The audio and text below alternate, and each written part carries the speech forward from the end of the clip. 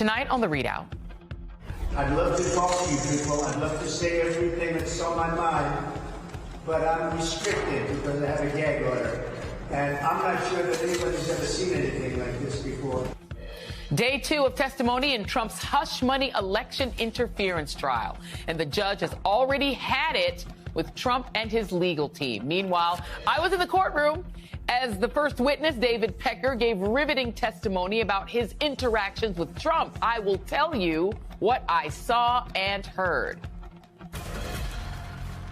And that is where we begin tonight, with the historic first ever trial of a former American president, as Donald Trump spent a second day in court before a Manhattan jury.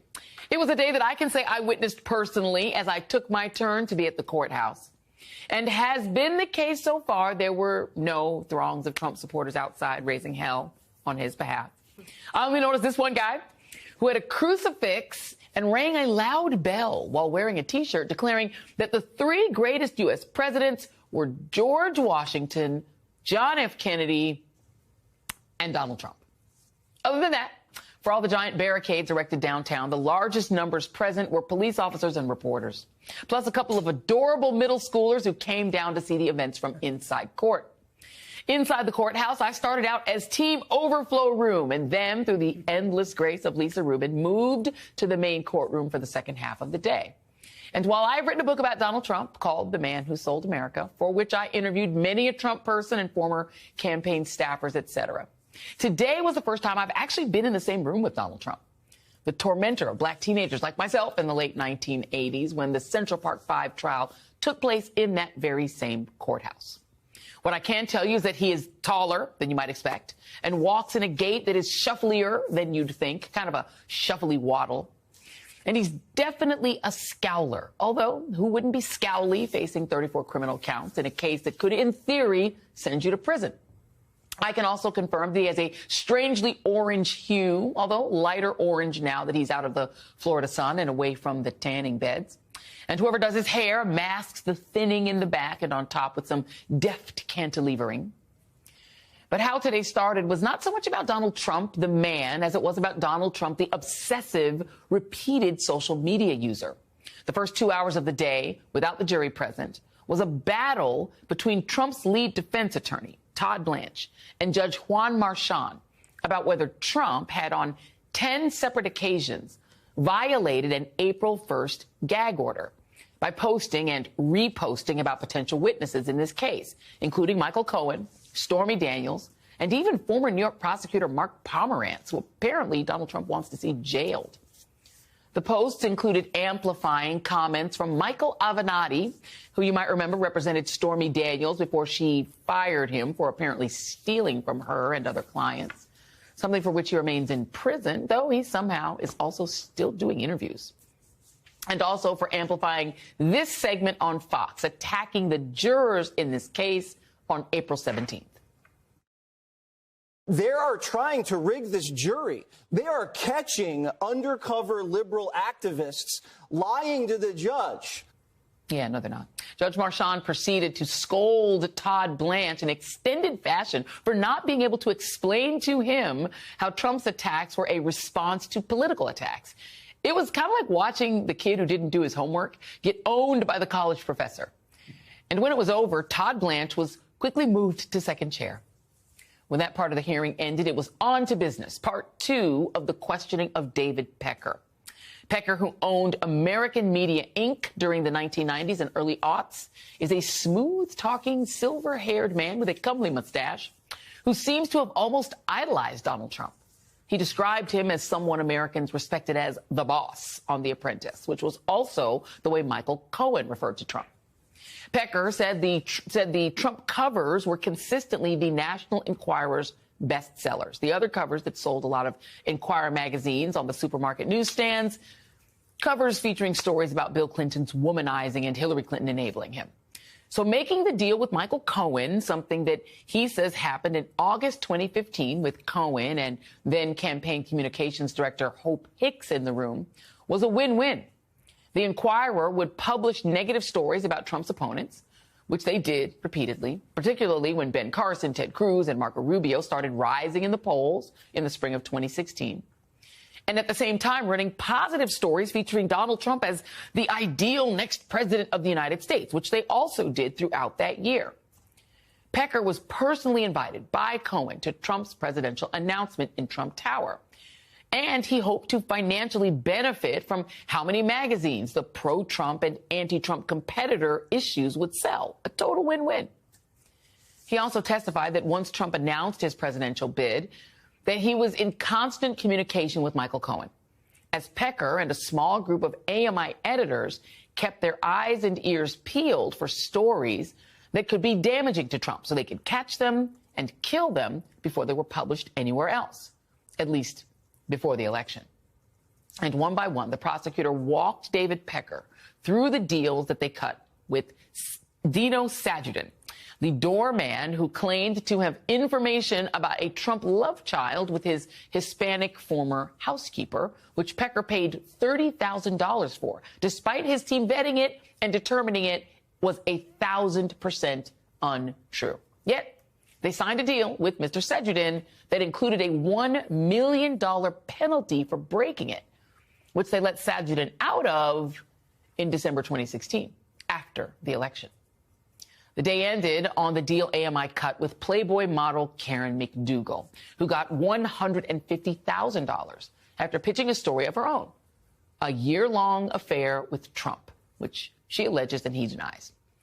Today absolutely felt like a day to set up Cohen's own testimony and to make the point, which they did with exhibits on the big screens in the courtroom, that what Pecker is bringing to the table is not just stories about his favorite tabloid cover subject, but also physical receipts.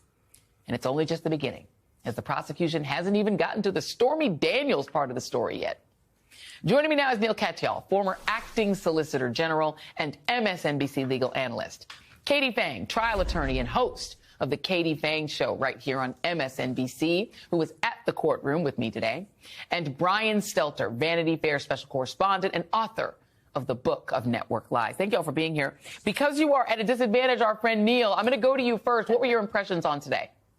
Well, first, I just want to say Katie's coverage of the trial live has been so spectacular. Indeed. And it's really criminal that the American public can't see it for themselves. And Katie's the next best thing. And I just have to really, my hat's off to her for translating all of the antics in the courtroom and everything. To me, the big headline is the loss of credibility that Trump's lawyer, Todd Blanche, had when he was trying to defend what Donald Trump was doing with his gag order. I mean, the gag order forbids Trump from commenting on jurors or prospective jurors. Trump clearly violated it. So what did his lawyer, Todd Blanche, do? Deny everything. And deny everything so much so that the judge said, you've broken your reputation with me. And credibility is the currency, Joy, of a lawyer, as Katie knows. And a judge should only look at the facts and the law in a case, not a defendant's wealth or status. And the lawyer is the key part of persuasion in that. And of course, this is all foreign to Donald Trump, who's traded in power and status his whole life. But when his lawyer has lost credibility with the court, that's a very serious statement. It doesn't bode well for Trump's legal team. It bodes very poorly for Donald Trump, because lawyers are like nuclear weapons. If one side has a good one, then the other side has to get one. Yeah, and there are a couple lawyers on the jury, too. And I want to co-sign what Neil said about you, Katie Phang. You are an exquisite attorney and also have been doing a fantastic job of translating this madness on air. You're doing a great job. And we were buddies today in Team Overflow. Overflow. Tell me, because it was an interesting sort of... you were telling me the names of everybody, making sure I knew who everybody was. And it was interesting when he seemed to do such a bad job that Todd Blanche actually got moved out of that first chair. But he was like really convening with Trump, and it wasn't really clear if Trump was happy with what he was doing. But what did you make of his performance? Yeah, so to Neil's point, it is such a tragedy that the American public cannot see the dynamic that's going on inside there. But more specifically, a counsel's table for Donald Trump. Once you could see Donald Trump himself, the level of disinterest, the inattention, the perhaps sleeping that's going on.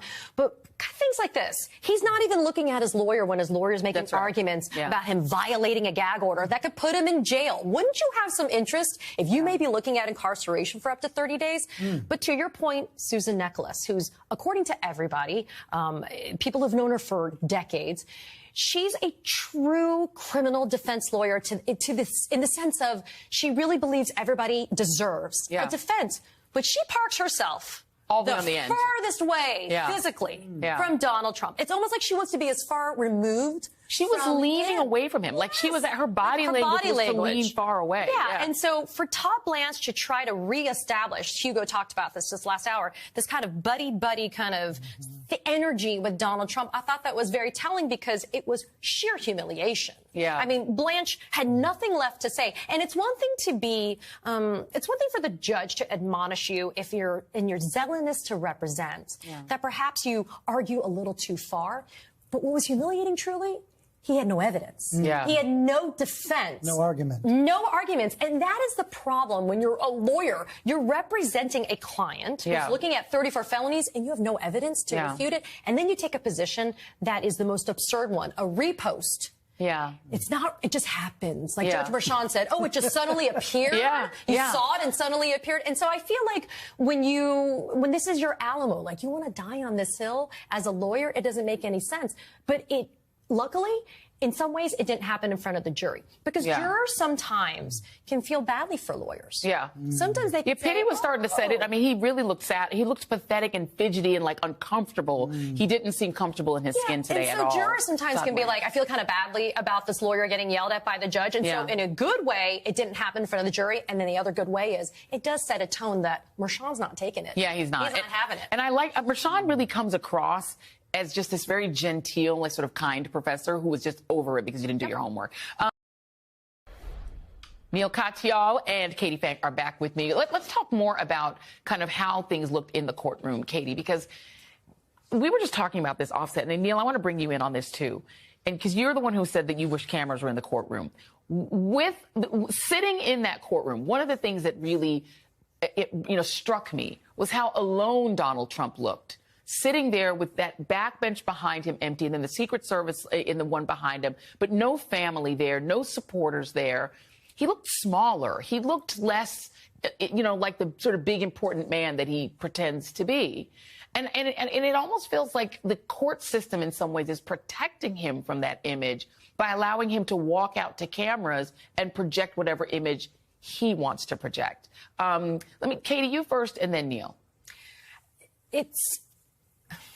I struggle because I think in a blanket way, you need to have cameras. I think sunshine is the best disinfectant, as we know. And transparency is what the American public always deserves, because you need to be able to see the hypocrisy that's going on. For example, when they showed the negative headlines about Ted Cruz and Marco Rubio that the National Enquirer did to benefit the Trump campaign, and I want to ring that bell over and over again. The hypocrisy is it's bad for Marco Rubio and Ted Cruz, according to the fake news headlines in the Enquirer, to have mistresses and to have porn stars and to have all of this illicit stuff happen. But it's okay for Donald Trump, right? It's like a badge of honor for him. You want to be able to be offended as well when you see that exhibit and then you look at him and you think, you know what? No, you don't get away with that, too. Yeah. America doesn't get to see that. And then what happens is Donald Trump goes to Truth Social. Unfettered and says lies. He actually promotes lies and tells lies. And so whether you like him or not, you should be able to see him in his natural habitat. And the natural habitat of him is small, shriveled, old, tired, not sympathetic, but just alone. And Neil, also to hear the judge, because this is, it's very instructive to actually see the court case take place and to hear the judge go back and forward with Donald Trump's lawyer about this gag order, the thing that you pointed out, because you're seeing a lawyer kind of shrink before your eyes because he had no arguments. But no one got to see it but those of us who were sitting there.